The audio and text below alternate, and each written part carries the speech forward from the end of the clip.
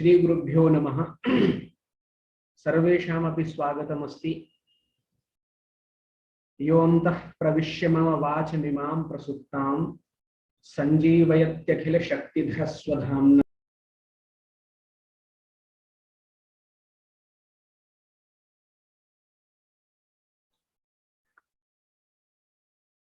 आचार्याः समागताः सन्ति।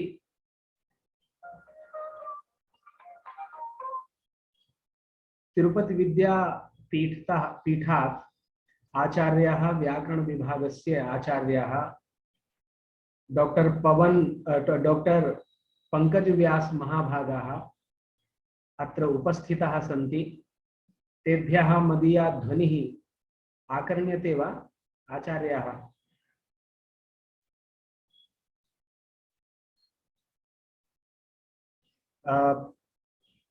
आचार्याः भवन्तः म्यूट् सन्ति, अन्म्यूट् कृपया कुर्वन्तु।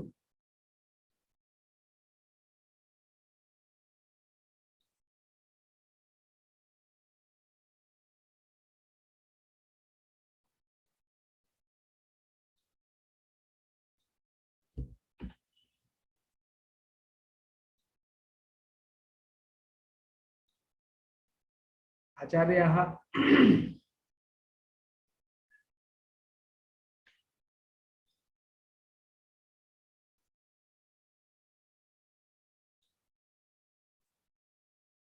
भवन्तः अन्म्यूट् कुर्वन्तु कृपया।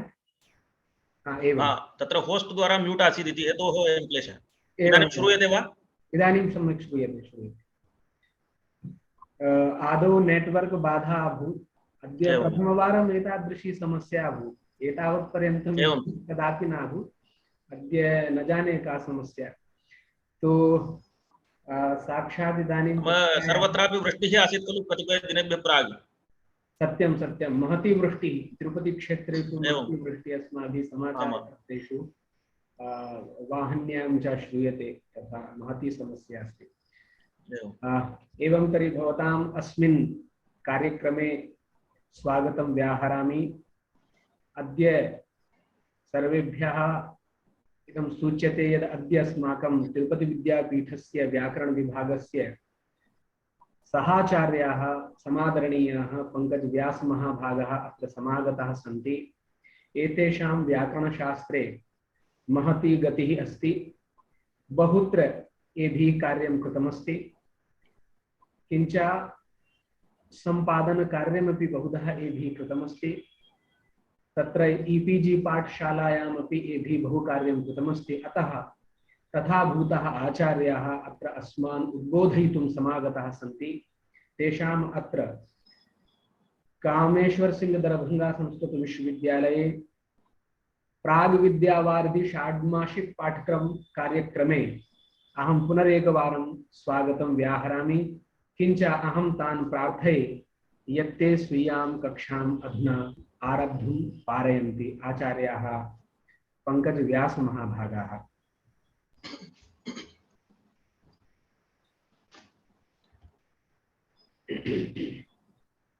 श्री गुरुभ्यो नमः। विश्वेशं सच्चिदानंदं वन्देऽहं योऽखिलं जगत् चरीकर्ति बरीभर्ति सञ्जरीहर्ति लीलया। तत्र महतः प्रमोदस्य अयं विषयः यद् कामेश्वर सिंह दरभंगा विश्वविद्यालय संस्कृत विश्वविद्यालये प्रचाल्यमानः अयं कार्यक्रमः वर्तते। प्राग् विद्यावारिधि षाण्मासिक पाठ्यक्रमकार्यक्रमः इति। अमुष्मिन् कार्यक्रमे ममापि भागग्रहणं तत्र वर्तते इति महते प्रमोदाय वर्तते। तत्र तावत् निर्दिष्टः यः विषयः वर्तते शोधप्रबन्धस्य रूपरेखायाः निर्माणे अवधेयांशाः इति। तदाश्रित्य मया वक्तव्यं। ततः प्राग् आदौ विश्वविद्यालयस्य यशस्विनः कुलपतयः वर्तन्ते शशिनाथ महाशयाः, महान्तः वैयाकरणाः। तेषां चरणारविन्दयोः मुहुर्मुहुः प्रणिपत्य ततः अस्माकम् अनुजकल्पाः अत्र संयोजकाः यदुवीरशास्त्रिणः उपतिष्ठन्ते। तेषां कृतेपि यथायोग्यं नमस्कारान् संसूच्य अन्ये च ये अत्र शोधार्थिनः अध्यापकाः वा ये अत्र सम्मिलिताः सन्ति सर्वेभ्यः मम नमस्कारान् संसूच्य इदानीं प्रकृतविषयम् उद्दिश्य मम वक्तुं तत्र आरभे। तत्र शोधप्रबन्धस्य रूपरेखायाः निर्माणे अवधेयांशाः के इति तत्र अस्माभिः द्रष्टव्यं वस्तुतः।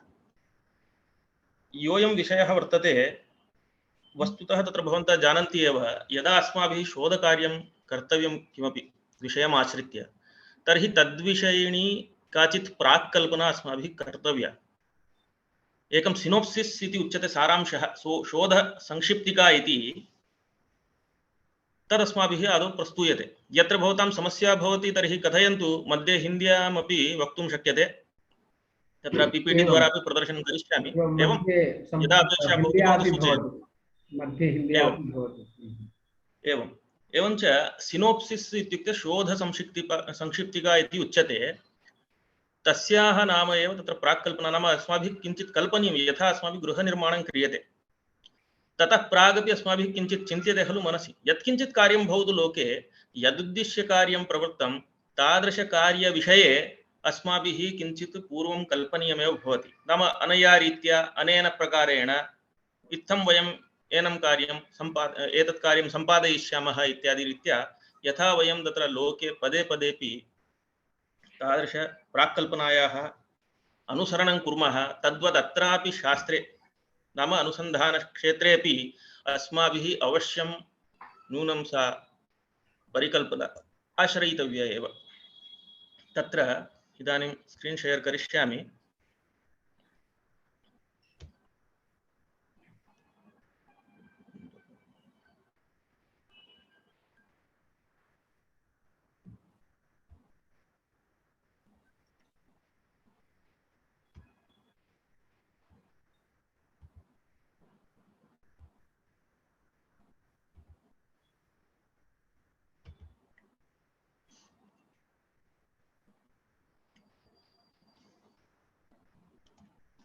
दृश्यते किल स्पष्टं? स्क्रीन् शेर् अधुना न दृश्यते। एवं वा? एवं। क्षणमेकम्।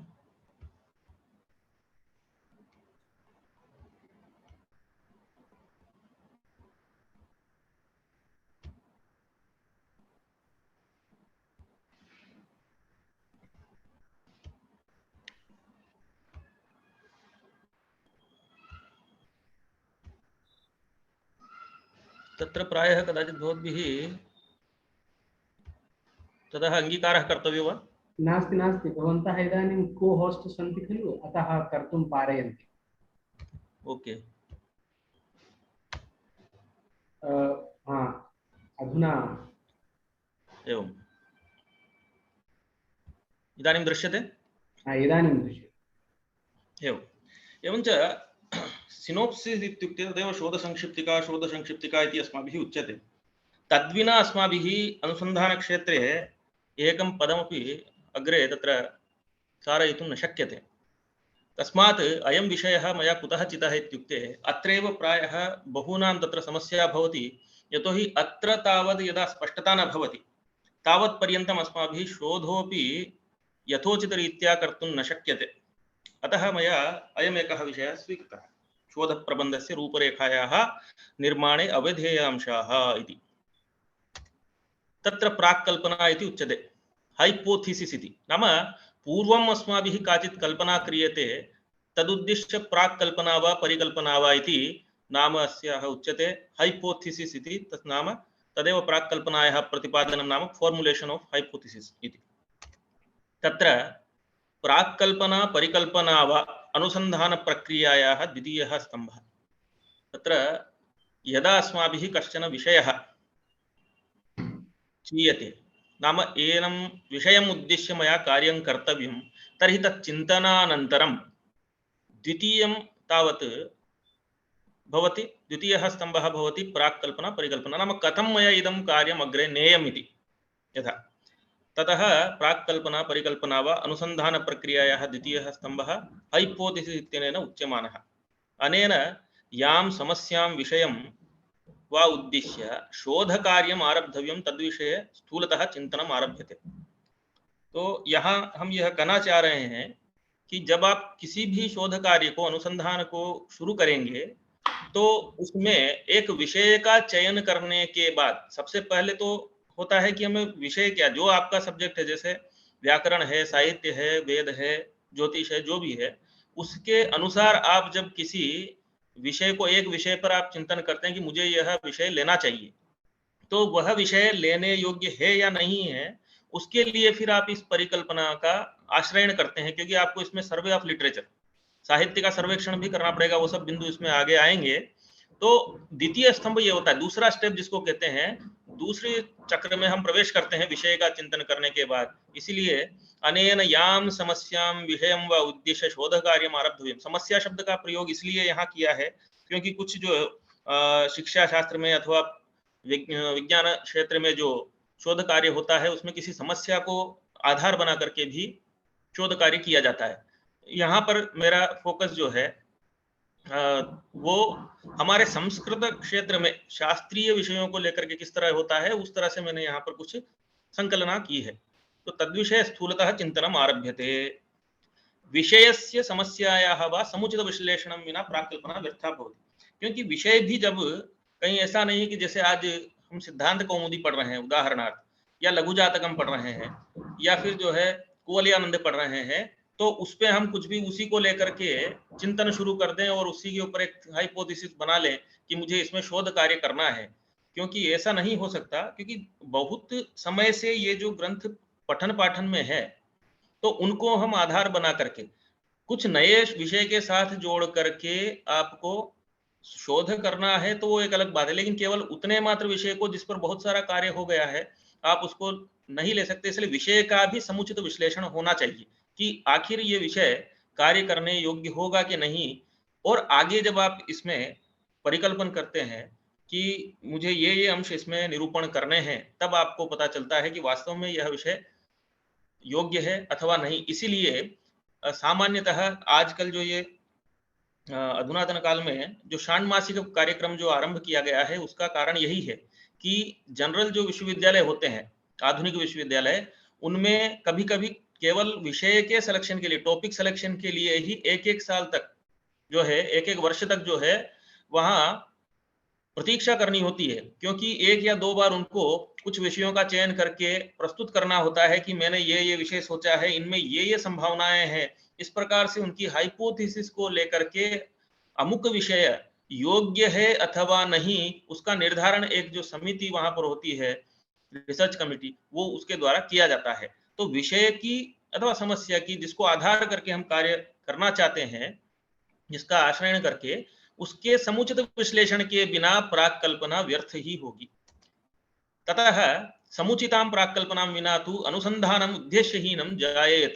क्योंकि यदि समुचित प्राक्कल्पना वहां पर नहीं है, तो अनुसंधान एक दृष्टि से देखा जाए तो कैसा होगा, पूर्णतया वो उद्देश्यहीन हो जाएगा। कि जो उद्देश्य, आखिर शोध का विषय, शोध मतलब क्या, अनुसंधान, रिसर्च, तो इसका मतलब क्या होता है कि पुनः हमें कुछ नए तथ्यों का अन्वेषण करना है।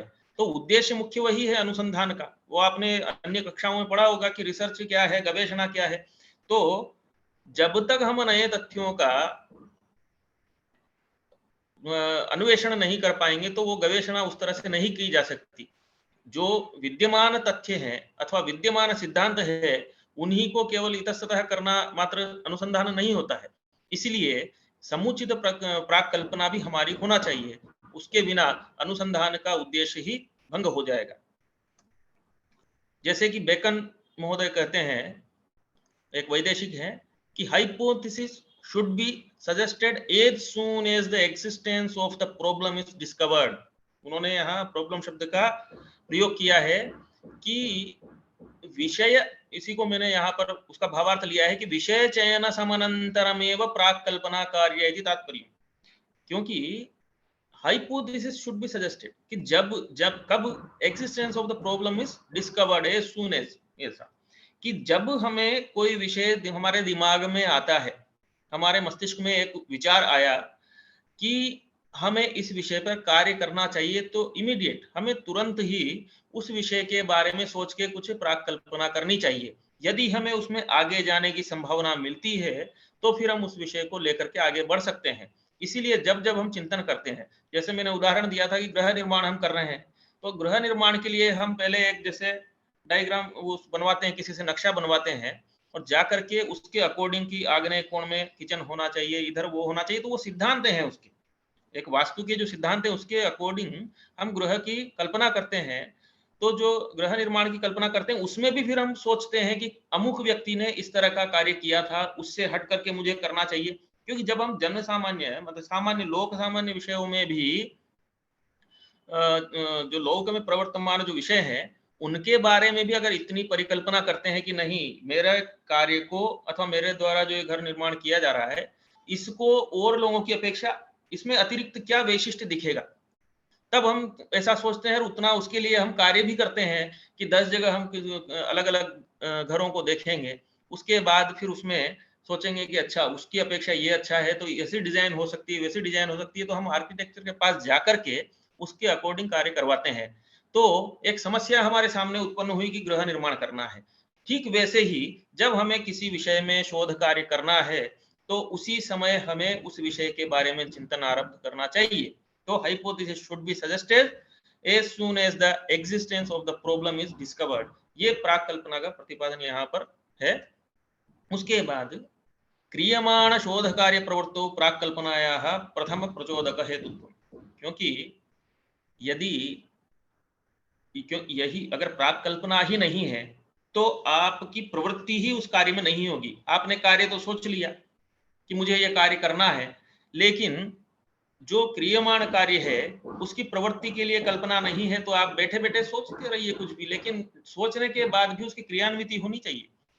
लेकिन अगर आप कल्पना भी नहीं करेंगे, आप सो गए कि मुझे कल सुबह उठ करके ये कार्य करना है या मुझे इस विषय में शोध लेकर, एक छोटे से शोध लेकर को आप लेकर के चलिए, रिसर्च आर्टिकल जिसको कहते हैं, कि कल मुझे जो है पाणिनीय प्रत्याहार के बारे में लिखना है, लेकिन आपने सोच करके सो गए, कल्पना भी नहीं किया, थोड़ा सा भी नहीं सोचा कि मुझे क्या क्या विषय उसमें उपस्थापन करने हैं, क्या क्या नहीं करना है इस प्रकार से, तो फिर क्या होगा, सुबह उठने के बाद आपकी प्रवृत्ति उसमें नहीं होगी कि आखिर मतलब उसमें आपने सोचा ही नहीं। कम से कम आपको ये सोचना है कि जो है इन सूत्रों को लेकर के मुझे कैसे कार्य करना है इत्यादि, या कोई सूत्र है, हलंत्यम सूत्र ले लिया, या फिर काव्य लक्षण है तो काव्य लक्षण में रसगंगाधरकार ने काव्य लक्षण के बारे में क्या कहा उसके बारे में आप क्षणमेकं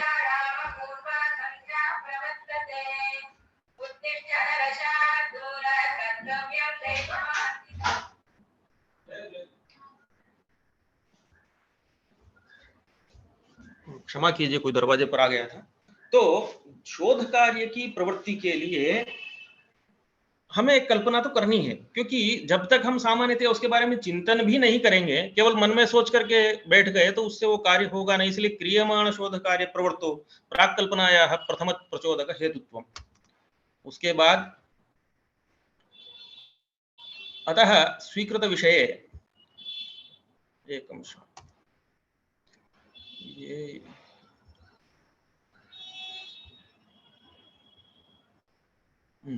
अतः स्वीकृत विषये अनुसंधानम् आरब्धुं प्राक्कल्पना नितान्तम् आवश्यकी।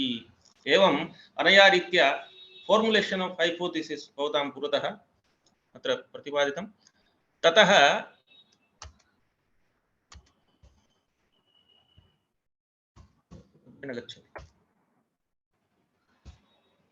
प्राक्कल्पनायाः अर्थः।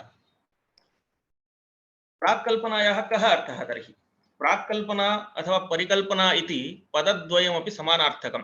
हाइपोथेसिस इत्यस्य स्थाने प्रयुज्यते। तत्र शोधकार्यं यदस्माभिः इदानीं प्रायः तत्र एवं पश्यामः, किम् इत्युक्ते वैदेशिकैरेव एतादृशी परिकल्पना आरब्धा वस्तुतः। एतस्मिन् शास्त्रे एवम् अस्ति तदस्ति इत्यादिकम्। अस्माकं तु किम् आसीत् शोधकार्यम् इत्युक्ते इदानीं नागेशेन किं कृतं, भट्टोजिदीक्षितस्य मतं सम्यक् अस्ति न वा, तदपि शोधकार्यमेव, परन्तु व्याख्यानरूपेण तत् तथा प्रवृत्तं। रसगंगाधरकारः पूर्ववर्तीनाम् आचार्याणां काव्यप्रकाशकृताम् इत्यादीनां सर्वेषामपि तत्र काव्यलक्षणं युज्यते वा न वा इति एतादृशरीत्या। एवं वराहमिहिराचार्याः एवं अन्ये च, नाम तत्तत् शास्त्रे एवं भूताः आचार्याः किं कुर्वन्ति, पूर्वं यदुक्तं तस्य समालोचनादिकं कुर्वन्ति, तदपि रिसर्च एव। यतोहि विद्यमान वस्तुनः एव उपरि तैः कार्यं क्रियते। यः सिद्धान्तः पूर्वमासीत् तत्र पूर्वं विद्यमान सिद्धान्तस्य तत्र समालोचनं क्रियते, तत्र यदि काचित् न्यूनता भवति तस्य स्थाने नूतनं किञ्चित् तैः स्वीयं मतं वा सिद्धान्तो वा प्रतिपाद्यते इति अनया रीत्या वर्तते। अतः हाइपोथिसिस् इति नाम पदमिदं वैदेशिकं, नाम वैदेशिकभाषातः पदमिदं स्वीकृतं, तथापि किमस्ति प्राक्कल्पना परिकल्पना इति पदद्वयमेव समानार्थकम् इत्यस्य स्थाने प्रयुज्यते। अस्माकं शास्त्रेषु अपि एवम् आसीदेव, पूर्वं किञ्चित् विचिन्त्येव तत् कथम् इत्युक्ते पश्यन्तु, हाइपोथिसिस् इति आङ्ग्लपदं हाइपोथिसिस् इति पदद्वयेन निष्पद्यते। हाइपो नाम संभावितं ऊहितं कल्पितं यच्च पुष्टीकर्तुं योग्यम् इति। थीसिस नाम समस्यायाः समाधानकथनं विषयस्य सिद्धान्तस्य वा उपस्थापनम् इति। तो यहाँ पर क्या करते हैं, हाइपो मतलब संभावित, ऊहित अथवा कल्पित, एक कल्पना किया कि यहाँ पर ऐसा ऐसा हो सकता है। काव्य लक्षण में जो बताया है कि ये दल यहाँ पर इस दल का सार्थक्य होगा नहीं अथवा होगा। गंधवती पृथ्वी ऐसा लक्षण कर दिया, तो गंधवती पृथ्वी में फिर हम चिंतन करते हैं कि आखिर ऐसा ऐसा हुआ तो काल में अतिव्याप्ति होगी इत्यादि। हम कहीं ना कहीं उसको उसके बारे में थोड़ा सा सोचते हैं, फिर उसके ऊपर कार्य करते हैं, फिर सिद्धांत का प्रतिपादन करते हैं। इसीलिए फिर अंतिम में जब समस्या समाधान कथन, तो एक स्थूलतः एक सिद्धांत का उपस्थापन करते हुए हम उसको इसमें लिखते हैं हाइपोथेसिस में। क्योंकि थीसिस का वस्तुतः अर्थ क्या है, स्टेटमेंट और theory that is put forward as a premise to be maintained और प्रूव्ड। एक ऐसा कथन जिसको अथवा सिद्धांत को आप लोगों के सामने उपस्थापित करते हैं कि जिसको प्रूव किया जा सके, वो थीसिस होता है। और उसके पूर्व का जो कार्य है संभावित अथवा ऊहित, वही हाइपोथेसिस हुआ, अर्थात प्राकल्पित सिद्धांत। इसीलिए सिनोप्सिस में ही हम कुछ विषयों को लेकर के जो है वहां पर उपस्थापन करते हैं कि अमुक प्रकार से इस विधि से इस प्रविधि से हम कार्य करेंगे तो वो इसमें आगे आएगा। आप वहां पर उसको और स्पष्टता से समझ पाएंगे। तो हाइपोथेसिस इति आंग्लपदं हाइपोथेसिस इति पदद्वयेन निष्पद्यते। संभावितं ऊहितं कल्पितं यच्च पुष्टीकर्तुं योग्यम् इति। ततः थीसिस समस्यायाः समाधानकथनं विषयस्य सिद्धान्तस्य वा उपस्थापनम्। एतद्द्वयं यदा भवति तर्हि किम् इत्युक्ते संभाव्यकथनम् उभयमपि यदा योज्यते तदानीं संभाव्यकथनं यत् समस्यायाः समाधानं प्रस्तौति अथवा ऊहितसिद्धान्तं प्रतिपादयति तदेव हाइपोथेसिस नाम ए supposition or proposed explanation made on the basis of limited evidence is a starting point for further investigation इति शब्दतः लभ्यमानः व्यावहारिकः अर्थः। अर्थात आप क्या करते हैं, आरंभ दशा में जो आपके पास लिमिटेड सोर्स है, जो आपके पास बहुत अत्यल्प जो आपने कुछ संग्रह किया है सिद्धांतों का या कुछ प्रमाणों का, उन अत्यल्प प्रमाणों के द्वारा उनके आधार पर किसी एक चीज का, इसी एक विषय को आश्रित करके उसके बारे में आप एक स्टेटमेंट देते हैं, आप एक थियरी अथवा सिद्धांत का प्रतिपादन करने का उसमें आप प्रयास करते हैं, जिसको कि बाद में इन्वेस्टिगेट किया जाएगा, एक्समाइन किया जाएगा कि वास्तव में ऐसा है कि नहीं। उसी को a supposition or proposed explanation made on the basis of limited evidence as a starting point for further investigation। ये शब्दतः लभ्यमान व्यावहारिक अर्थ यही है हाइपोथेसिस का। यहाँ विशेष यह है, एक अत्रायं विशेषः क्रमशः शोधे प्रवर्तमाने अपेक्षानुगुणमत्र परिवर्तनम् अपि भवितुमर्हति इदमेव निश्चितं परमसिद्धान्तत्वेन न वक्तुं शक्यम् अतएव प्राक्कल्पना इति संज्ञा। तो आप यहाँ पर यह भी जानिए कि प्राक्कल्पना ऐसी संज्ञा क्यों दिया इसको, कि क्रमशः शोधे प्रवर्धमान, जब आप कार्य करना आरंभ करते हैं तो बीच में आपको एक अन्य कोई कल्पना आप कर सकते हैं, कोई एक नया सिद्धांत जितना आपने सोचा था उतना ही उसमें नहीं मिलेगा, उसके बाद भी आपको एक नई दिशा मिलती है इसके द्वारा। तो अपेक्षा के अनुसार आप उसमें बीच में परिवर्तन भी कर सकते हैं। ऐसा नहीं है कि आपने एक जो बना दिया है प्रारूप की सिनोप्सिस में कि मैं ऐसे ऐसे ऐसे अध्याय विभाजन करूंगा, क्या पता बाद में आपको उस तरह से अध्याय का विभाजन करने का जो है उसमें न्यूनता लगे या कुछ हो तो आप उसमें परिवर्तन कर सकते हैं। या जो आप प्रमाण जिसको आप सोच रहे थे कि इस प्रमाण से मैं इसका साधन करूंगा तथ्य का, तो क्या पता वह प्रमाण उसमें युक्ति संगत न हो तो आपको दूसरे प्रमाणांतर की अपेक्षा हो, इस तरह। इसीलिए इसमें हमने पूर्व में कहा है कि सपोजिशन और proposed explanation made on the basis of limited evidence, क्योंकि इस समय आपके पास आपने शोध कार्य समाप्त नहीं किया, starting point for further investigation, आगे के शोध कार्य को करने के लिए जो स्टार्टिंग पॉइंट है उस समय उस पर आप हैं स्टार्टिंग पॉइंट में, तो आपके पास लिमिटेड जो है एविडेंस है, कुछ अत्यल्प प्रमाण है, उनके द्वारा अल्प प्रमाणों के साथ आपने कुछ शुरू किया है, इसलिए बाद में इसका परिवर्तन थोड़ा बहुत हो सकता है, इसीलिए इसको प्राक कल्पना कहते हैं। प्राक कल्पनायाः काश्चन परिभाषा। अब चूंकि हम यहाँ पर हाइपोथेसिस के बारे में चर्चा कर रहे हैं, तो कुछ परिभाषाओं को भी हमें यहाँ पर देख लेना चाहिए, क्योंकि परीक्षा में जब आपसे पूछा जाएगा तो कुछ आपके पास सिद्ध भी होना चाहिए वस्तु कि हाइपोथेसिस। जेम्स ई ग्रीटन एक वैदेशिक, उन्होंने क्या कहा हाइपोथेसिस के बारे में कि hypothesis is a tentative supposition of provisional guess which seems and explains the situation under observation. अर्थात परिकल्पना संभावित रूपेण समाधानं भवति यस्य व्याख्या निरीक्षणाधारेण कर्तुं शक्यते।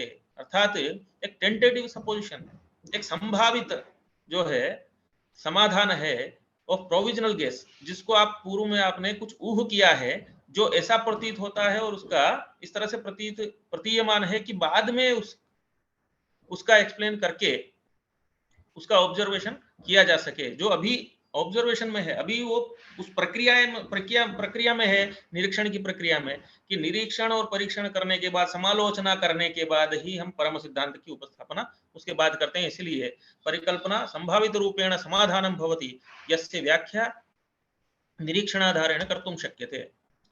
लुंडबर्ग, ये कोई एक अन्य रिसर्च विज्ञानी है, जो लिखते हैं कि a hypothesis is a tentative generalisation the validity of which remains to be tested.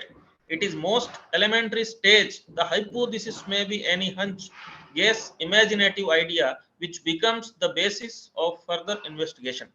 यहाँ भी लगभग वैसा ही समान अर्थ है कि परिकल्पना संभावितम एकम सामान्यकरणम अस्ति।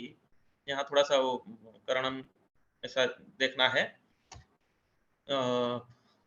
टंकण मिस्टेक है, कि सामान्यकरणम अस्ति यस्य वैधता प्रमाणयितुं परीक्षितुं शक्यते। कि परिकल्पना एक संभावित सामान्यकरण है जिसकी वैधता, कि वास्तव में ये इसका वैलिडेशन, कि ये वैलिड है या नहीं, ये परीक्षण किया जा सकता है। यस्य आद्यावस्था काल्पनिक समाधान रूपेण भवति, क्योंकि आरंभावस्था जो इसकी है वो काल्पनिक समाधान रूप में है। आपके पास कोई विषय है कि जैसे पाणिनि जो प्रत्याहार सूत्रों का निर्माता कौन, जैसे भीमसेन शास्त्री जी ने उसमें एक छोटा सा शोध लेख लिखा है, मोनोग्राफ जैसा, कि प्रत्याहार सूत्रों का निर्माता कौन, ये समस्या उनके सामने आई, तो उन्होंने कल्पना की कि ऐसा ऐसा हो सकता है। फिर शोध कार्य करने के बाद तो एक काल्पनिक समाधान उन्होंने दिया कि नहीं, ये तो महेश्वर कृत तो हो सकते हैं, लेकिन पूर्व में भी ये थे, पाणिनीय व्याकरण में ही नहीं है, इस तरह से उन्होंने एक कल्पना की, और उस कल्पना का पोषण करते हुए उसमें प्रमाणों से पुष्टि करते हुए आगे जाकर के फिर उन्होंने एक आधार बनाया उनके शोध कार्य के लिए, और एक तथ्य पर पहुंचे कि इनके आचार्य महेश्वरी ही है, लेकिन अन्य व्याकरणों में भी वो था। इस तरह के उदाहरण और जगह भी आपको मिल सकते हैं। तो वही इसमें कहा कि यस्य आद्यावस्था काल्पनिक समाधान रूपेण भवति अनंतर काले शोध कार्य से कृते आधार भवति। जो बाद में क्रियमाण जो शोध कार्य है उसके लिए वो आधारभूत होता है, एक बेस तो बनाना है जिसके आधार पे हम आगे बढ़ सकते हैं। इसी प्रकार जॉन डब्ल्यू बेस्ट एक अन्य रिसर्चर हैं, वैदेशिक, वो कहते हैं it is a shrewd guess of inference that is formulated and provisionally adapted to explain observed facts on condition and to guide in further investigation। अर्थात परिकल्पना निष्कर्षस्य एकं सुविचारितं प्राक्कथनं वर्तते यस्य प्रमाणत्वेन स्वीकृतानां तथ्यानां व्याख्यानाय तथैव भाव्यानुसंधानाय अस्थायी रूपेण अंगीकारः क्रियते। इसीलिए पूर्व जो स्लाइड थी उसमें मैंने बताया था कि परिकल्पना जो या प्राक कल्पना जो है उसमें थोड़ा परिवर्तन हो सकता है, इसीलिए लिखा है कि परिकल्पना निष्कर्षस्य, कि जिस निष्कर्ष को आप सोच रहे हैं कि मुझे इस तरह का कुछ प्रतिपादित करना है, उसके विषय में एकम सुविचारितम प्राक कथनम, क्योंकि थोड़ा बहुत वर्क तो हमें होमवर्क उसके लिए करना होता है, ग्राउंड वर्क। प्राक कथनम वर्तते यस्य प्रमाणत्वेन स्वीकृतानां तथ्यानां, कि प्रमाण रूप में जो तथ्य हमने स्वीकार किए हैं, तथ्यानां व्याख्यानाय, उनका व्याख्यान करने के लिए अंगीकार किया है। तथैव भाव्य अनुसंधान है, उसके बाद भी उसमें और क्या किया जा सकता है, उसके लिए अस्थायी रूप से एक अंगीकार किया जाने वाला जो पदार्थ है वही परिकल्पना नाम से लिया गया है। परिकल्पना निष्कर्ष। समुचित परिकल्पना या निर्माणे काठिन्यानि। अब यहाँ समस्या आती है, आपने देख लिया बहुत सारी परिभाषाएं हैं, लगभग आपको 20 परिभाषाएं इसमें मिल जाएंगी इस तरह से, पर वो सब आपको पुस्तक से मिल जाएगी। यहाँ तो मैंने मुख्यतया जो हमारे लिए उपयोगी है उन्हीं को लिया है। कि अभी इसके बाद जब परिकल्पना क्या है इत्यादि हमने जान लिया, तो समुचित परिकल्पना एक अच्छा हाइपोथेसिस जिसको हम कह सकते हैं, एक अच्छा शोध के लिए हमें, जिसमें हम युक्ति युक्त मार्ग से एक सही ढंग से एक सही दिशा में जा सकते हैं, ऐसी समुचित परिकल्पना का निर्माण करने में क्या क्या कठिनाइयां आती है। क्योंकि इसीलिए तो यह विषय है कि शोध प्रबंध की रूपरेखा के निर्माण में अवधेय अंश, जब अगर यही आरंभ का कार्य, जब आप फाउंडेशन किसी मकान का बना रहे हैं और फाउंडेशन ही आपने ठीक नहीं किया, नींव का निर्माण ठीक से नहीं हुआ, तो घर का निर्माण भी आपका क्या होगा, ठीक नहीं होगा, वो घर ढह जाएगा। इसीलिए फाउंडेशन मजबूत होना चाहिए, उसके लिए समुचित परिकल्पना के निर्माण में क्या क्या कठिनाइयां आती है, लेकिन वो हमें अभी देखना चाहिए। कि अनुसंधान सिद्धांतानाम ज्ञानाभाव। यहाँ एक समस्या आती है कि कभी कभी जैसे आचार्य करके, अभी ज्यादातर जो भी बच्चे आते हैं शोधार्थी, आचार्य करने के बाद सीधे वो आ जाते हैं। कभी कभी क्या होता है, उस तरह का वातावरण अगर उन्हें नहीं मिला कि हमें किस तरह से कार्य करना चाहिए, क्योंकि पहले क्या होता था, आचार्य कक्षा में एक प्रोजेक्ट वर्क होता था, उसके बारे में थोड़ा बहुत किस तरह से उसको एनालिसिस करना है, किसी विषय को लेकर थोड़ा बहुत था। अभी बहुत सारे पाठ्यक्रमों में समय समय पर बदलाव होता रहता है अलग अलग शिक्षा नीतियों के कारण। तो कभी क्या होता है कि नहीं, उन चीजों को, प्रोजेक्ट को वगैरह को हटा दिया जाता है। तो बच्चे को सीधा अगर आप ला करके खड़ा कर देंगे कि नहीं आपको रिसर्च करना है इस विषय में, वो क्या समझ पाएगा। तो अनुसंधान सिद्धांतानाम ज्ञानाभाव, क्योंकि किसी भी कार्य के लिए, मैं फिर से वही एक लौकिक ही उदाहरण लेकर के एक ही उदाहरण लेके आपके साथ चलूंगा कि घर के निर्माण में क्या क्या सिद्धांत होना चाहिए। वास्तु का सिद्धांत फॉलो करना है, आर्किटेक्चर भी और कुछ कहता है किस तरह से कितना फीट का गहरा जो है, वास्तु सिद्धांत अपनी जगह है, लेकिन उसके पहले नींव अगर जो आपको बनानी है, तो नींव कितने फीट गहरी खोदनी है कि आप इसके ऊपर 3 मंजिला भी अगर भवन बना देंगे तो वो गिरेगा नहीं। उसका भी कोई सिद्धांत तो है ना, वैज्ञानिक तरीके से। तो इस तरह से और भी जो सिद्धांत, उसी प्रकार से अनुसंधान में भी जो सिद्धांत हैं, कुछ थियोरेटिकल नॉलेज ऑफ रिसर्च वो भी होना जरूरी है। तो कुछ थियरी अगर हमें नहीं पता चलेगी, कुछ सिद्धांत हमें पता नहीं चलेंगे, तो उनके ज्ञान के अभाव में हम समुचित परिकल्पना का निर्माण नहीं कर सकते। ये एक प्रथम काठिन्य है। इसलिए 6 महीने का जो आपको जैसे कोर्स दिया, अभी जो पढ़ाया जा रहा है, उसमें यही तो बताया जाता है किस तरह से आपको आगे पढ़ना है, कार्य करना है। उसी के बाद 6 महीने के बाद ही षण्मासेभ्यः परमेव भवतां तत्र कार्यारंभाय तत्र भवतां कृते आज्ञा प्रदीयते, अनुमति दीयते। दूसरा काठिन्य है अनुसंधान क्षेत्र से स्पष्टतायाः अभाव। अब यहाँ समस्या हो गई, दूसरी समस्या पैदा होती है कि अनुसंधान क्षेत्र क्या होना चाहिए, उसमें स्पष्टता का अभाव है। केवल चर्वित चर्वण जो विषय जिनका पुनः पुनः समालोचन इत्यादि किया जा रहा है, क्या उनको करने से उपयोगिता होगी, अथवा हमारा दायरा कितना है, हमारा क्षेत्र कितना है, कितने क्षेत्र में हमें काम करना है, हमारी कैपेसिटी कितनी। एक ऐसा नहीं है कि जितने छात्र हैं, जितने शोधार्थी हैं, उनको सभी को एक बहुत उच्च स्तर का कार्य दे दिया जाए, ऐसा भी नहीं है। सबका वहां पर, क्योंकि रुचि के सिद्धांत इत्यादि बहुत सारा आपने वो उसमें पढ़ा होगा कि शोध कार्य में कौन कौन से सिद्धांत लागू होते हैं। तो उनमें सिद्धांतों में रुचि का सिद्धांत है, और दूसरी बात उसका सामर्थ्य वाला सिद्धांत है कि किसी की रुचि है कि नहीं मैं तो जो है शास्त्रीय काम ही करूंगा, किसी की रुचि है मैं तो मैन्युस्क्रिप्ट लेकर काम करूंगा, कोई कहेगा मैं तुलनात्मक कार्य करूंगा अलग प्रकार से आधुनिक से जोड़ करके। इस तरह से अपना एक दायरा उसको जानना चाहिए। अगर उसको यही पता नहीं है कि मेरी क्षमता कितनी है, lack of clarity of the area of research, अब उसको यही पता नहीं है कि कितने क्षेत्र में मैं कितना मेरा दायरा है, कितना मैं इंफॉर्मेशन इकट्ठी करके गैदर करके उसके ऊपर मैं कार्य कर सकता हूं। जब तक वो स्पष्टता नहीं रहेगी, उतना विवेक उसको अगर नहीं है, तो वो एक अच्छी परिकल्पना का निर्माण नहीं कर सकता, और समुचित परिकल्पना के अभाव में उसका शोध कार्य भी फीका ही रहेगा।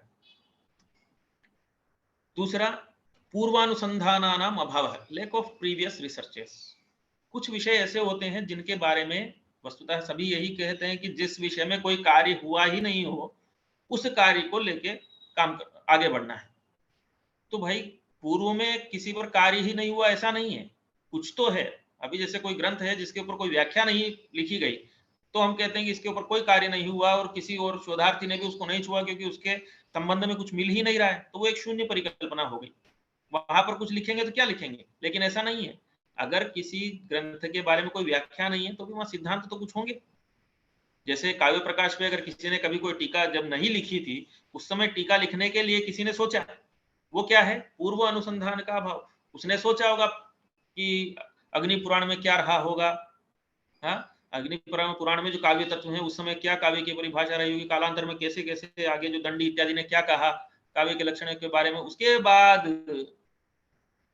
जो काव्य प्रकाशकार ने इस तरह का निरूपण किया है, तो उन सबको लेकर के वो ग्रंथकार के हृदय को जान करके उसमें प्रवेश करके कदाचित वो सही हो सकता है, कदाचित नहीं हो सकता है। इसलिए फिर दूसरा व्याख्याकार आके कहता है कि यहाँ पर तो ये व्याख्याकार ऐसा कह रहे हैं, वो सही नहीं है। जैसे प्रौढ़ मनोरमा में ले लीजिए, सिद्धांत कौमुदी की व्याख्या स्वयं दीक्षित जी करते हैं, उसके बावजूद भी शब्द रत्न कार आकर के कहते हैं कि यत्तु मूल्य उत्तम तद्न इत्यादि। तो कहीं कहीं मूल ग्रंथकार की अपेक्षा भी जो है वहां पर दूसरा सिद्धांत उपस्थापन दूसरे आचार्य करते हैं। तो पूर्व अनुसंधान, लेकिन क्या हमारी क्षमता वैसी है? तो यहाँ पर एक चीज पूर्व अनुसंधानानाम अभावः, इससे एक चीज हमें जाननी चाहिए कि कभी किसी विषय में काम नहीं हुआ है, बस वह हुए जिसमें काम हो गया उसको लेंगे तो एक्सेप्ट ही नहीं करेंगे। लेकिन उसका मतलब ये नहीं है कि सर्वथा नूतन विषय हमें मिलेगा, ऐसा नहीं है।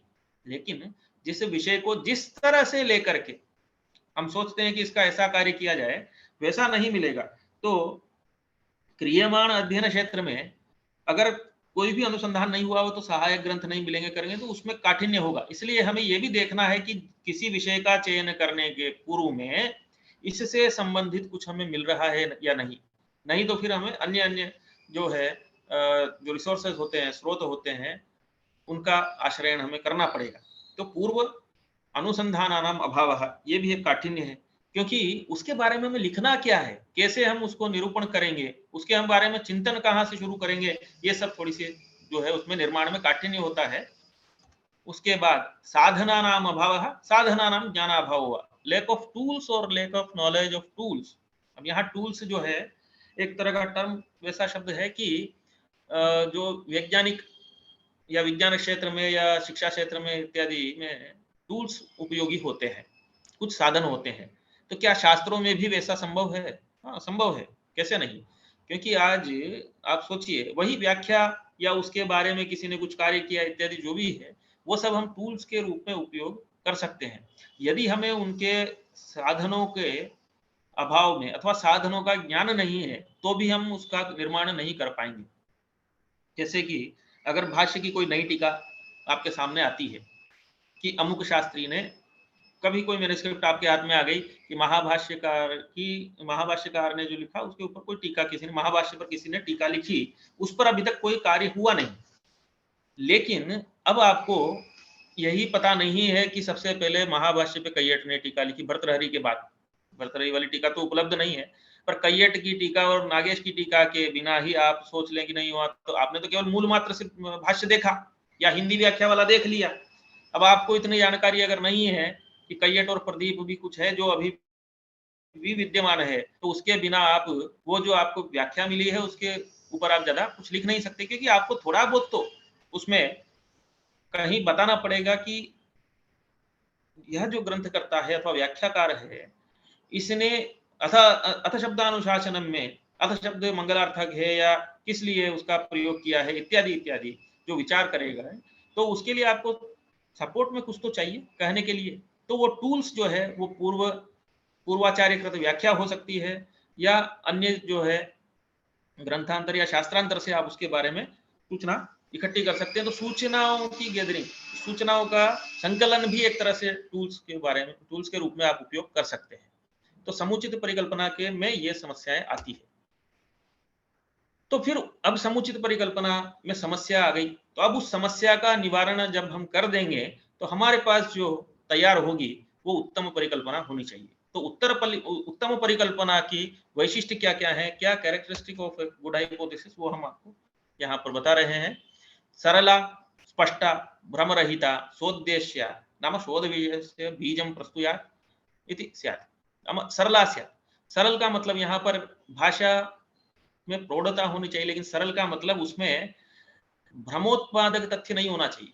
सरल का मतलब एक क्रमशः जाना चाहिए। सरल रेखा जिसको कहते हैं कि एक के बाद एक, पद के बाद पदांतर का सन्निवेश जिस तरह से स्पष्ट रूप से किया जाए, इसीलिए सरला स्पष्टा भ्रमरहिता सोद्देश्या च स्यात्, ऐसा हमने लिखा है।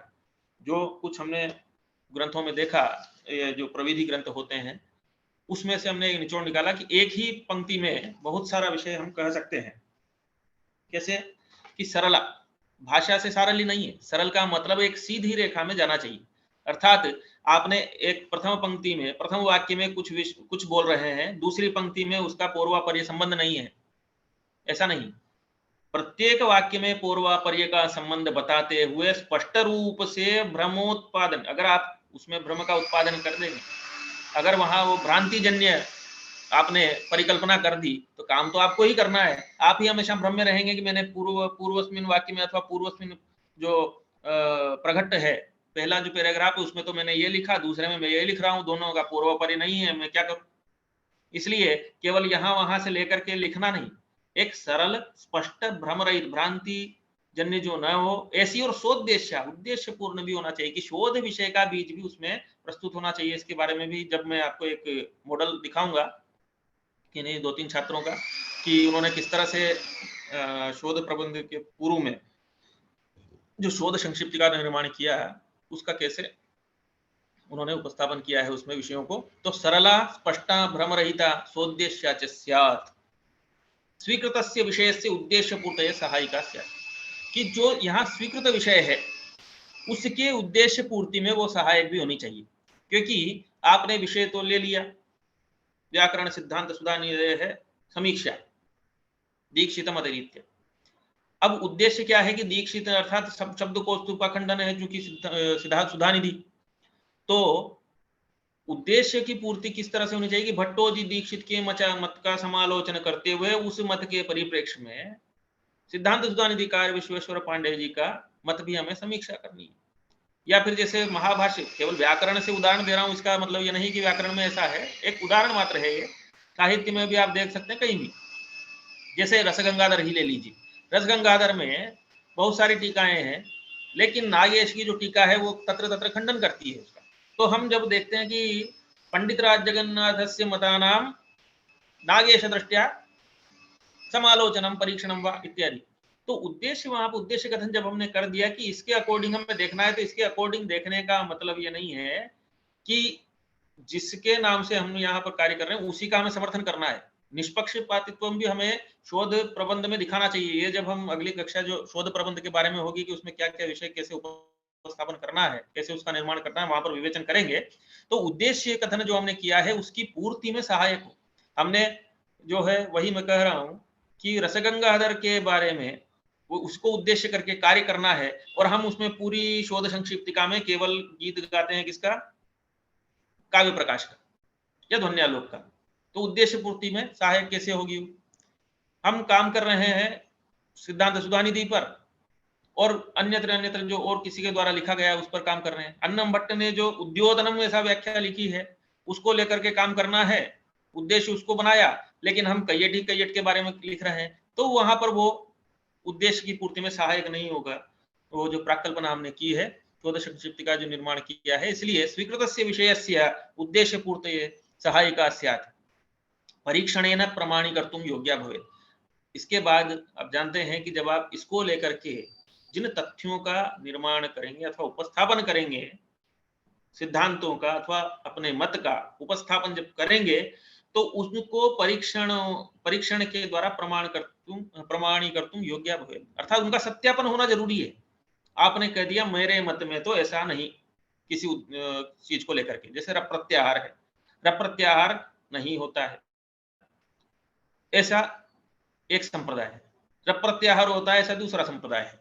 आप भी कहते हैं कि नहीं रप प्रत्याहार नहीं होता है, लेकिन रप प्रत्याहार नहीं होता है ऐसा कहने के लिए पूर्वाचार्यों के द्वारा जो प्रमाण प्रस्तुत किए गए हैं उनके सत्यापन में आपको जो है समर्थ होना है, उसी चीज की सामर्थ्य को यहाँ पर आपको दिखाना है, ताकि जो जो तथ्य, जो जो सिद्धांत या जो जो मत आप उपस्थापित करेंगे उनका परीक्षण प्रमाणों के द्वारा किया जा सके।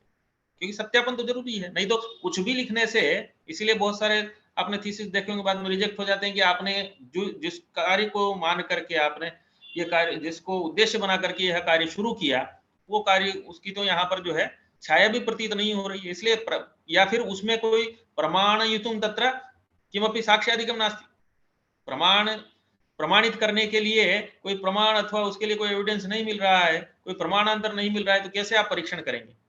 उसके बाद अनुसंधान प्रविधिम अनुसरन्ति, अनुसंधान प्रविधे है निदर्शिका भवेत। ऐसा नहीं है कि आपने जो उत्तम परिकल्पना जो यहाँ पर आप बनाना चाह रहे हैं वो ऐसी होना चाहिए। उत्तम परिकल्पना कब उसको कहा जाएगा कि अनुसंधान प्रविधि, आखिर एक परिधि है हमारी, उस परिधि में रहकर के हमें कार्य करना होता है, कि ऐसा नहीं कि रिसर्च में लिखने बैठ गए तो कुछ भी लिख दिया। तो एक प्रविधि है, हम उस प्रविधि के अनुसार जो नियम बना दिए हैं, शोध कार्य से संबंधित कुछ सिद्धांत बनाए हैं, उन सिद्धांतों का अनुसरण करती हुई उनकी प्रतीति उसमें होना चाहिए। और अनुसंधान प्रविधि निदर्शिका भवेत्, अर्थात अनुसंधान प्रविधि का निदर्शन भी उसमें होना चाहिए। उसका अनुसरण करेगी तो उसका निदर्शन भी होगा। निदर्शन होने से आदर्श रूप में वो किसी दूसरे के लिए भी सहायक हो सकती है। इस प्रकार से उसका उत्तम परिकल्पना का एक वैशिष्ट्य यह भी है। और परिकल्पनायाः संप्रत्यय स्पष्टता स्यात्, और जो जो आप आगे बताना चाहते हैं उसके 2-3 विषयों को लेकर के आपको शोध संक्षिप्तिका में बताना पड़ता है कि इस तरह से, उदाहरणार्थं स्थालीपुलाकन्यायेन अत्र विषयद्वयं प्रस्तूयते एतादृशरीत्या मया कार्यं करिष्यते, ऐसा जब आप कहते हैं तो परिकल्पनायाः संप्रत्यय स्पष्टता है। अगर उसमें ही आपकी स्पष्टता नहीं है, भ्रांति आपकी स्वयं की है, तो फिर आप आगे उसमें कार्य के लिए प्रवृत्त नहीं हो पाएंगे, आपको कठिनाई होगी या फिर आपको कुछ परिवर्तन करना पड़ेगा। इसलिए परिकल्पनायाः संप्रत्यये स्पष्टता स्यात्, साहित्य सर्वेक्षण से निदर्शनम अपनी अनया स्यात्। और हाइपोथेसिस अच्छा कब माना जाएगा, जब आप उसको अच्छे से प्रस्तुत कर रहे हैं, इसका मतलब आपने उसको लेकर के उतना कार्य किया है। उसके लिए आपको साहित्य सर्वेक्षण की भी जरूरत पड़ती है, सर्वे ऑफ लिटरेचर। प्रकृत कार्य जो क्रियमान कार्य है अथवा उद्देश्यमान जो कार्य है, उस उद्देश्यमान कार्य के लिए उससे संबंधित कार्य पूर्व में हुआ नहीं हुआ, किस तरह से हुआ, अगर हुआ तो, या उसमें अब क्या शेष बचा है, किस तरह का, ये सारी चीजें उसमें स्पष्ट होनी चाहिए। दूसरी बात, यह विषय कहाँ कहाँ उपलब्ध हो सकता है। इस तरह से सामान्यतः आपके पास एक इस तरह की प्राकल्पना, एक आधार होना चाहिए, उस आधार पर ही आप आगे बढ़ सकते हैं। ये उत्तम परिकल्पना कुछ वैशिष्ट्य है। उसके बाद परिकल्पनायाः कार्याणि, फंक्शन ऑफ हाइपोथेसिस।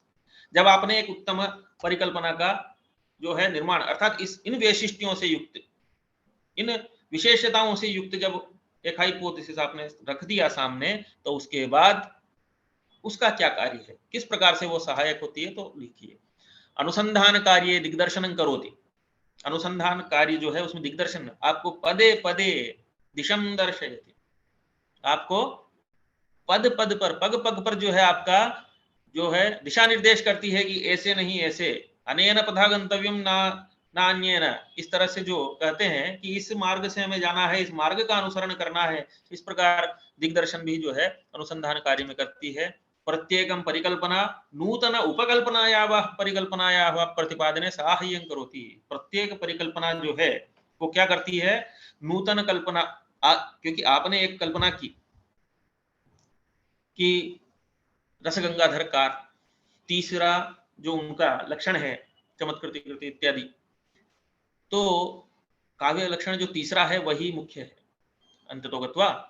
तो उसमें उस कल्पना को करते, जब आप उसका समन्वय इत्यादि करते हुए जाते हैं, तो उस समय आपको एक नई कल्पना, वहां पर आपके मन में आपको एक विचार कौंध जाता है कि नहीं नहीं ऐसा भी हो सकता है, तो आप उसमें फिर जो है अन्य व्याख्याओं से सहायता लेकर के या कुछ करने की कोशिश करते हैं। उसी प्रकार से ये जो परिकल्पना आपने हाइपोथेसिस जो की है कि क्या पता इस तृतीय लक्षण के बाद भी चतुर्थ कुछ लक्षण हो सकता है जो इससे छोटा हो, या जितना इसमें विषय कहा गया वो और अन्य प्रकार से भी कहा जा सकता है क्या, अर्थात कोई कल्पना आप कर सकते हैं। ऐसा ऐसा नहीं कि इदम इत्थम ठीक है। अन्यथा अगर ऐसा होता तो फिर काव्य प्रकाश के बाद फिर ध्वन्यालोककार का या उसके बाद फिर जो है रसगंगाधरकार का जो है उद्भव ही नहीं होता। उनके द्वारा लिखे गए ग्रंथों का जो है उन ग्रंथों का प्रणयन ही नहीं हो पाता। इसलिए जो परिकल्पना हम करते हैं, नूतन कल्पना, जो उसके लिए नूतन कल्पना के लिए उसके प्रतिपादन में भी वो सहायता करती है।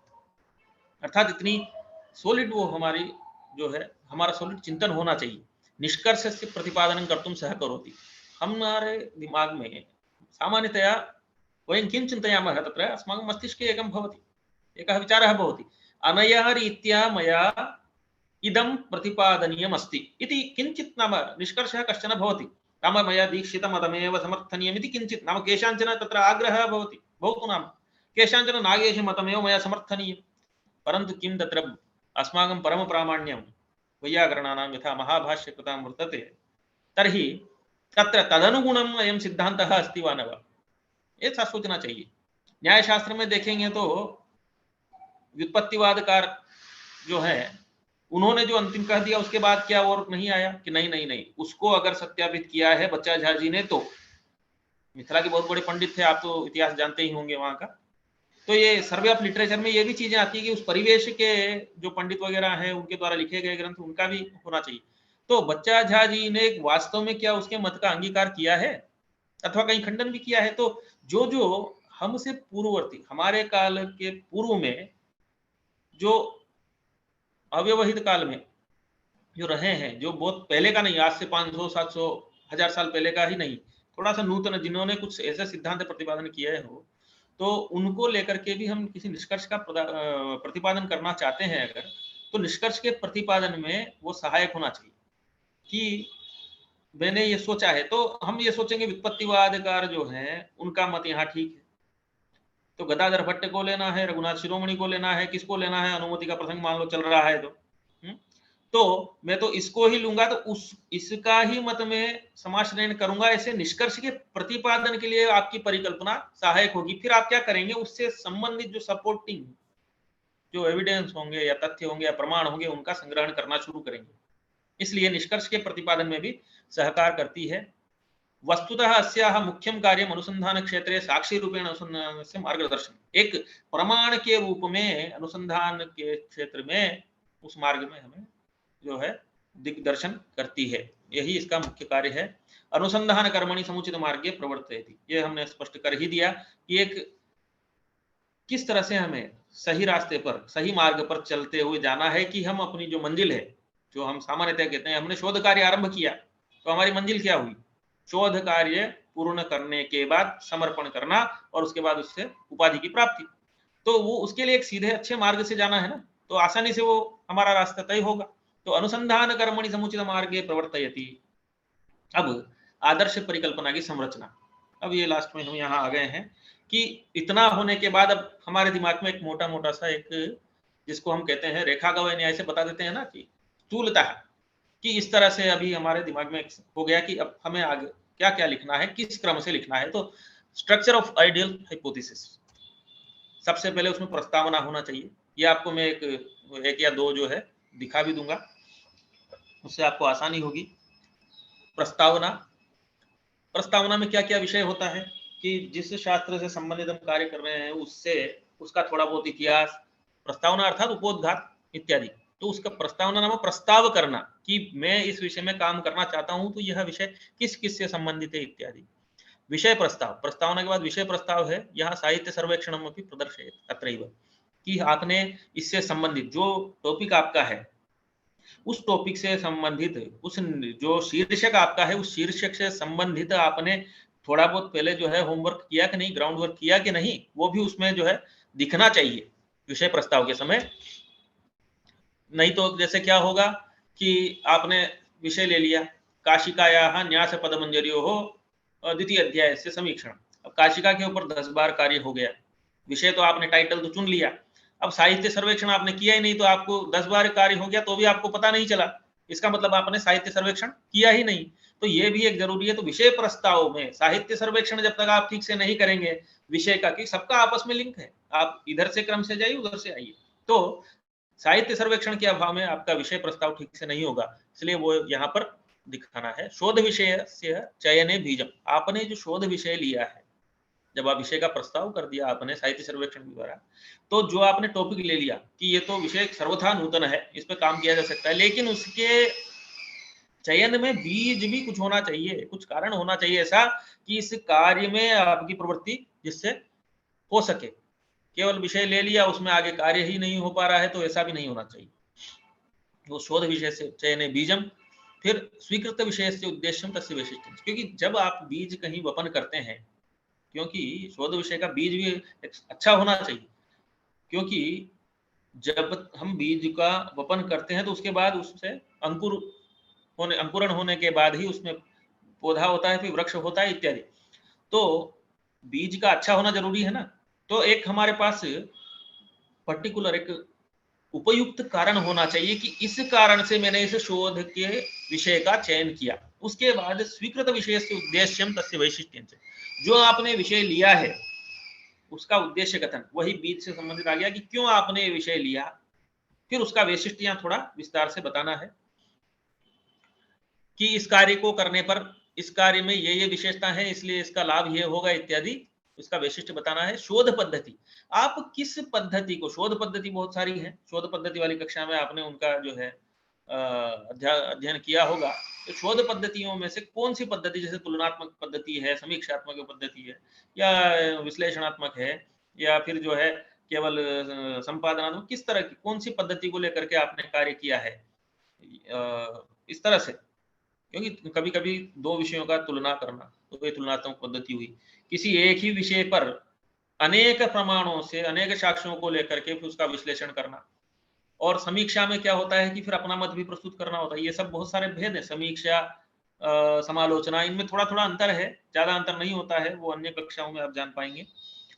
उसके बाद द्वित्राणाम समीक्षित विषयाणाम उदाहरणत्वेन प्रस्ताव है, क्योंकि जब आप शोध पद्धति इत्यादि का निर्देश कर देते हैं कि मैं अमुक शोध पद्धति से इस कार्य को करने जा रहा हूं, तो आपको उस शोध पद्धति को लेते हुए ये जो ये है, इस शोध पद्धति को लेते हुए स्वीकृत विषय का स्वोद्देश्य प्रस्ताव यहाँ करना है, उसका समीक्षा वगैरह बताना है एक दो का, ताकि उसमें आपको ये सब आ गया, शोध विषय के चयन में क्या बीज है, स्वीकृत विषय का उद्देश्य और उसका वैशिष्ट्य क्या है, और शोध पद्धति, इन तीनों को मिला के आपको एक या दो स्तर उसमें खाली पुलाग न्याय से बता देने हैं, जिनको देख करके जो एक्सपर्ट कमेटी होती है वो देखती है कि हाँ नहीं, वास्तव में इस विषय में दम है, कि इसमें एक समुचित शोध पद्धति का अनुसरण किया जा रहा है, स्वोद्देश्य विषय यह है, इसमें यह वैशिष्ट्य है, इसका फायदा आगे होगा नहीं होगा, वो सारी चीजें उसमें आना चाहिए। और जो शोध विषय के चयन में जो इन्होंने बीज बताया है वो भी इसमें परिलक्षित होता है। इस प्रकार से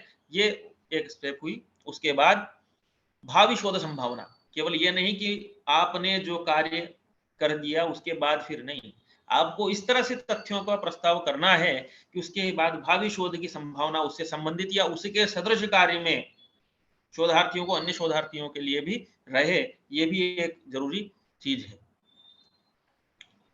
इसीलिए हमारे संस्कृत शास्त्र में तो अपार संभावना, ये सारा जो वैदेशिक शास्त्र है इन्होंने यहीं से लेकर के सब कहा है कि अगर इस तरह की भावी शोध की संभावना नहीं होती तो आज परिष्कार पद्धति जो काशी में चल रही है, कितनी व्याख्याएं लिखी गई है, एक एक परिष्कार के बाद दूसरा परिष्कार, उसमें वैशिष्ट इत्यादि संबंधों को जोड़ते हुए फिर उसमें, तो ये भावी शोध ही है और क्या है, बुद्धि वैषयद्य का प्रदर्शन करना मात्र नहीं है, ये भावी शोध है।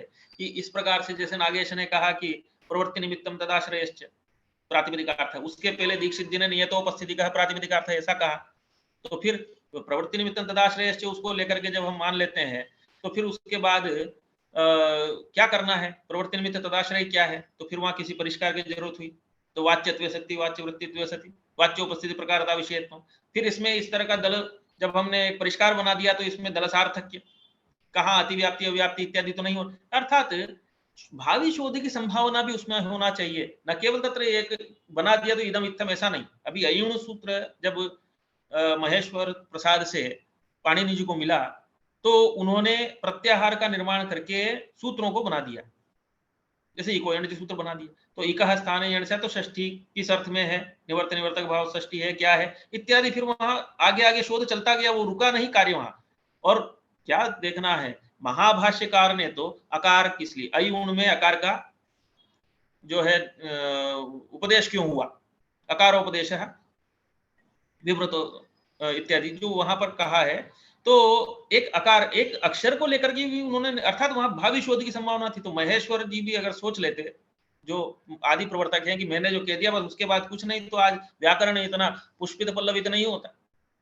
तो आकार का भी वहां पर, जहां एक अक्षर का भी उपदेश क्यों किया गया, जिस तरह का विचार किया जा रहा है, फिर उसमें आगे आगे तो भावी शोध संभावना जरूरी है। ये सब निदर्शन हमें अपने शास्त्रों में मिल जाता है। फिर शोध प्रबंध से प्रारूपम, अध्याय विभाग आदि, ये भी उसमें दिखाना चाहिए परिकल्पना में। और परिशीलनीय ग्रंथ सूची, परिशीलित ग्रंथ सूची यहाँ नहीं होती, यहाँ होती है परिशीलनीय ग्रंथ सूची। आपके दिमाग में जब आप सर्वे ऑफ लिटरेचर करेंगे तो आपको इतना पता चल जाएगा कि मुझे इससे संबंधित ग्रंथ कौन कौन से हैं। वो ग्रंथ आगे जाके बढ़ सकते हैं, क्योंकि जब आप कार्य करेंगे निरंतर 2 वर्ष 3 वर्ष, तो और भी ग्रंथ आपके हाथ में आएंगे। लेकिन स्थूलतया परिशीलनीय ग्रंथ कौन कौन से हो सकते हैं इस विषय से संबंधित, उनकी सूची भी उसमें देना आवश्यक है, क्योंकि यही एक आपके उसका परिपोषण करती है, उसकी पुष्टि करती है कि आप जितने ज्यादा ग्रंथों का अवलोकन करेंगे उतना ही प्रमाण आपके पास उपलब्ध रहेगा। और उपसंहार लास्ट में होना है कि मैं इस काम को करके ऐसा करना चाहता हूं।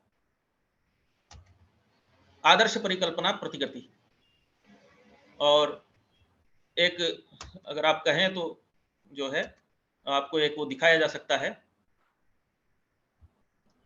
अभी समय है क्या यदुवीर जी? पंचषु निमेषेषु समापयन्। पंचषु निमेषेषु समापनीयं खलु? एकं तत्र प्रतिपादय नाम तद्वर्तते, दर्शयन्तु। एकं थीसिस्, सोरि, तत्र सिनोप्सिस् वर्तते तस्य।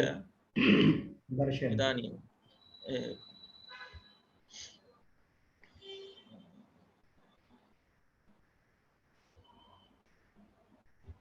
एकमेव प्रदर्शयामि, इदानीमेव मन्यताम्। अत्र प्रारूपं किञ्चिदस्ति, दृश्यते किल? दृश्यते। हा, यथा तत्र शोधसंक्षिप्तिका, अनेन छात्रेण किं कृतं, तत्र किञ्चित् एवं करोमि। शोधसंक्षिप्तिका, अन्नं भट्टकृत उद्योतनदिशा कारकसूत्राणां समीक्षणं, तत्र टाइटल वर्तते। यदि फ्रंट पेज यद् भवति, कवर पेज, तत्र कुत्र विश्वविद्यालये इत्यादिकं सर्वम् अत्र आयाति, अनुसन्धाता कः इत्यादिकम् अत्र एवं निर्दिश्य, अत्र तु एवं सामान्यतया सर्वेपि जानन्ति अमुं विषयं। ततः परं पश्यन्तु, प्रस्तावना आदौ यदस्माभिः उक्तं, यथा व्याकरणशास्त्रस्य इदं तावत् वर्तते, तत्र उद्देश्यकथनम्, अत्र व्याकरणशास्त्रे शोधकार्यं प्रवर्तनीयमिति, तर्हि संस्कृतवाङ्मये व्याकरणस्य स्थानं वा इत्यादिकं किञ्चित् संक्षेपेण अत्र प्रस्तावः कर्तव्यः, कुतः आरभ्य इयं परंपरा वर्तते। क्योंकि जब तक हमें अपना इतिहास पता नहीं होगा, क्योंकि कहते हैं ना कि शाखा को जानने के लिए मूल का पता होना चाहिए, हम कौन थे इसका अगर पता नहीं रहेगा तो हम जो है तथ्यों का निरूपण नहीं कर पाएंगे। इसलिए व्याकरण है या साहित्य है, कुछ भी है, तो उस विषय से संबंधित इतिहास का थोड़ा बहुत आपको ज्ञान होना चाहिए। इसको फिर जो है शोध प्रबंध में और बढ़ा करके लिखा जाता है, प्रस्तावना, उपोद्घात इत्यादि को। तो ऐसा इस तरह से आप जाएंगे प्रस्तावना में। प्रस्तावना के बाद, प्रस्तावना में इन विषयों का निरूपण करते हुए ग्रंथकार से परिचय। मान लो जैसे अन्नम भट्ट कृत उद्योतन इत्यादि कहा, तो उसमें उस परंपरा के बाद उसका लिंक इस तरह से करना है कि प्रकृत ग्रंथ जो है व्याकरण से कैसे इसका रिलेशन है, कौन सा संबंध है। तो चूंकि यह महाभाष्य के ऊपर टीका है, तो किसने लिखी, उसका ग्रंथकार का परिचय, उस ग्रंथकार के परिचय के बाद फिर ग्रंथ से संबंधित प्रदीपोद्योतन जो ग्रंथ है उसको, उसके बारे में थोड़ा सा हमें दिशा निर्देश करना है। फिर उसके बाद स्वीकृत विषय से उद्देश्यम विशेषता, तो स्वीकृत विषय का उद्देश्य क्या है, क्या उसकी विशेषता है, इस तरह से प्रतिपादित करने के बाद शोध पद्धति, किस पद्धति का आप अनुसरण करेंगे, कि भाई आप केवल व्याख्यानात्मक शैली से इसको, केवल जो व्याख्यान है उसको और इसका विचार मात्र करते हुए आगे बढ़ेंगे, विमर्श करते हुए, या फिर दूसरों के साथ तुलना करेंगे, क्या करेंगे। इस कारण से यहाँ पर वो इसमें प्रतीत होना चाहिए। भावी अनुसंधान की सूचना, भावी अनुसंधान, इसमें इसको शोध कार्य को करने के बाद आगे लोगों को, जैसे आपने एक प्रकरण विशेष पे कर लिया, मान लो नवान्निक भाग पे आपने कर लिया, तो इसके बाद के भागों में भी कार्य को किया जा सकता है, वो भी एक संभावना है। और जो कार्य आपने किया है उसके भी तत्वालोचन के लिए आगे संभावना बन सकती है। इस प्रकार से उसमें स्पष्टता होनी चाहिए। उसके बाद शोध शीर्षक, शोध शीर्षक आपने जो लिया उसको किस प्रकार से आपको कहना है। हाँ, शोध शीर्षक के बारे में एक ये सामान्यतः कहना चाहता हूँ, बहुत लंबे लंबे शीर्षक नहीं होने चाहिए। ये भी है, कभी कभी ऐसी समस्या रहती है कि हमें जो है अमुक जो है ग्रंथकार के द्वारा लिखी गई फला फला टीका का, इसके इस ग्रंथ के ऊपर लिखी गई टीका का हमें करना है, तो बहुत बड़ा टाइटल हो जाता है। टाइटल जितना संभव हो हमें शॉर्ट में लिखना चाहिए, ये भी एक सिद्धांत है।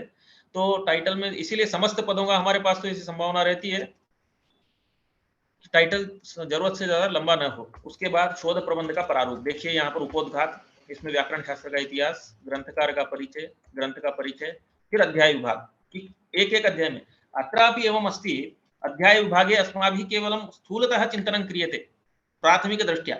अस्मिन् अध्याये मया एतावन्ति सूत्राणि स्वीकृत्य कार्यं कर्तव्यं, द्वितीय अध्याये एतेषां समीक्षा कर्तव्या, तृतीय अध्याये एवं। अत्र इदं प्राक्कल्पितमेव। कदाचित् किं भवति तत्र शोधप्रबन्धस्य यदा नाम कस्मिन् अध्याये कियद् इति कथं तत्र आकारः भवेत् इत्यादिकं सर्वं तत्र अग्रिमकक्षायां सूचयिष्यते। तस्मात् प्रथम अध्याये कतिपयसूत्राणि, द्वितीय अध्याये कतिपयसूत्राणि तत्र कदाचित् इतस्ततः भवितुम् अर्हति। परन्तु एका श्रेणी कृतं, नाम एका स्यात् श्रेणी कृतं कैटेगराइजेशन, नाम किञ्चित् श्रेणी तत्र कर्तव्या अस्माभिः, निर्धारणीया वर्तते। जैसे कि यहाँ पर आप देख रहे हैं, हमने एक श्रेणी कर दी कर्तृकारक और कर्मकारक के सूत्र, फिर करणकारक के सूत्र, फिर संप्रदान कारक के सूत्र, फिर अपादान के सूत्र और अधिकरण के सूत्र। तो अब जैसे कर्तृकारक से संबंधित सूत्र 2-3 ही है, तो फिर हमने उसके साथ कर्मकारों को मिला दिया, अर्थात उसका एक कलेवर भी ग्रंथ का उस तरह से होना चाहिए शोध प्रबंध का। उसके बाद उपसंहार, फिर लास्ट में उपसंहार देना है कि हमने अभी तक इतने अध्यायों में क्या क्या काम किया, उसको उसमें दिखाना है। उसके बाद उद्योतन दिशा कारक यदि सूत्र समीक्षण, जैसे मैंने कहा स्थालित पुलाग न्याय से कि आपने शोध विषय के बीज को शोधोद्देश्य लेते हुए किस तरह का कार्य यहाँ पर किस पद्धति से किस शोध प्रविधि का आश्रय करके किया जा सकता है, उसका एक निदर्शन आपको एक या दो सूत्रों को लेकर के, एक या दो विषयों को लेकर के यहाँ पर तिंगमात्र निदर्शन करना है। यहाँ जैसे इस छात्र ने कारक इस सूत्र की समीक्षा जो अन्नम भट्ट ने व्याख्या की है उसको लेकर के यहाँ पर की है। इस प्रकार से आप एक या दो विषयों का, उसके बाद परिशिष्ट का, कि परिशिष्ट में आप क्या क्या जोड़ेंगे ये भी आपको पहले ही सोचना है। उद्धृत कारिका है, उद्धृत ग्रंथ है, सूत्र सूची है, बाद में बढ़ भी सकता है। परिशिष्ट का मतलब बाद में जो योजना करनी है वो सब है, लेकिन सामान्यतया उसके बाद परिशीलनीय ग्रंथ सूची, इससे संबंधित कौन कौन से ग्रंथ यहाँ पर आएंगे, ये सब जो है आपको करके फिर अंतिम में उपसंहार। ये उपसंहार उस उपसंहार से भिन्न है। वो उपसंहार जो था एक शोध प्रबंध की रूपरेखा कैसे है उसको वहां बताने के लिए था। ये उपसंहार ये है कि इस प्रकार से 5 या 6 अध्यायों में विभक्त इस विषय को उद्देश्य करके मैं अमुक अमुक आचार्य के पास इस तरह से करना चाहता हूं, फिर बाद में आप जो है इसका ऐसे उपसंहार करके इसकी समाप्ति करते हैं। तो ये यहाँ पर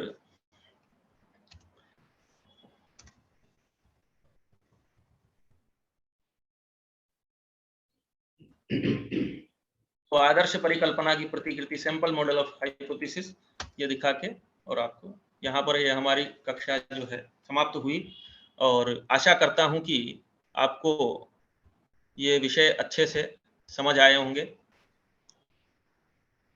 जहाँ तक जो उद्देश्य करके मैंने जिस तरह से यह उपस्थापन यहाँ शुरू किया था, वो संभवतः उस उद्देश्य की पूर्ति में हमारी ये कक्षा सहायक होगी, ऐसा मैं सोचता हूँ। इसी के साथ मैं अपनी वाणी को विराम देना चाहूंगा। आगे संयोजक जी। जी, भवद्भ्यः धन्यवादाः। अत्र आगत्य भवन्तः अमूल्यं समयं दत्तवन्तः, तदर्थं वयं सर्वेपि धन्याः। किञ्च भवत्पाठितया अनया कक्षया अस्माकं शोधार्थिनः फलग्राहिणः अभूवन् इति अहं मन्ये। किञ्च सर्वेपि विषयाः भवद्भिः अत्र सङ्गृहीताः। प्रायः शोधं कर्तुं यावन्ताः विषयाः अपेक्षिताः भवन्ति, ते सर्वेपि विषयाः अस्यां कक्षायां भवद्भिः प्रतिपादिताः। अतः सर्वेपि शोधार्थिनः फलभाजाः भविष्यन्ति इति वयं मन्यामहे। भवद्भ्यः पुनरेकवारम् अहमत्र धन्यवादं व्याहरामि। भवन्तः अत्र आगत्य विलम्बेन वस्तुतः इयं कक्षा आरब्धा, तथापि भवन्तः समयम् अत्र प्रदाय अस्मान् सर्वान् अपि अनुगृहीतवन्तः। अतः पुनरेकवारं भवतां कृते धन्यवादाः। इयं कक्षा अत्रैव विरमति। वयं पुनः परश्वः मिलामः। तत्रापि आचार्याणामेव कक्षा 24 दिनाङ्के भविष्यति। तावत्पर्यन्तं सर्वेषामपि मङ्गलं भवतु। पुनर्मिलामः। भवतु तावत् मङ्गलम्। अवश्यं। तर्हि 24 पुनः मिलिष्यामः। एवम्।